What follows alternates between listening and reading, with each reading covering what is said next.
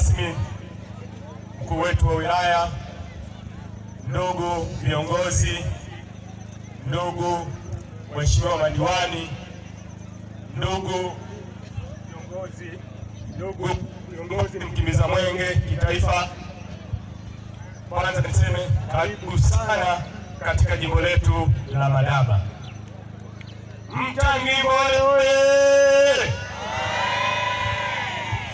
Ndugu zangu, kwa heshima kubwa nimesimama hapa mimi ambaye ni mbunge wenu kwa ajili ya kutoa salamu za mwenge, lakini vile vile kutoa salamu za Dr. Samia Suluhu Hassan katika jimbo letu la Madaba na hususa katika kata yetu ya Mtangimole. Ndugu zangu wananchi, Dr. Samia Suluhu Hassan ameendelea kufanya mambo mengi ya maendeleo katika nchi yetu ya Tanzania, lakini hususa katika jimbo letu la Madaba. Dr. Samia Suluhu Hassan oye! Ndugu zangu, hapa katika kata yetu ya Mtangimole, Dr. Samia Suluhu Hassan alituletea mradi wa maji wenye thamani ya zaidi ya shilingi bilioni 5 na milioni 500.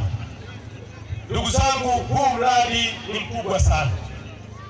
Umekamilika huu mradi, na sasa naomba niwaambie wananchi, huu mradi sasa umeanza kutoa maji.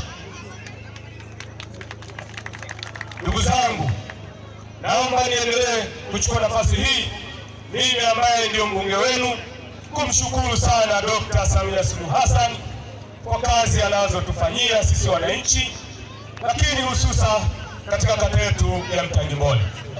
Mimi kwa niaba ya wananchi wa jimbo la Madaba naomba nimtakie kila laheri Dr. Samia Suluhu Hassan ambaye ndio rais wetu, nimtakie afya njema ili aweze kutekeleza majukumu ya kuijenga nchi yetu ya Tanzania na upendo kwa wananchi wa Tanzania wote.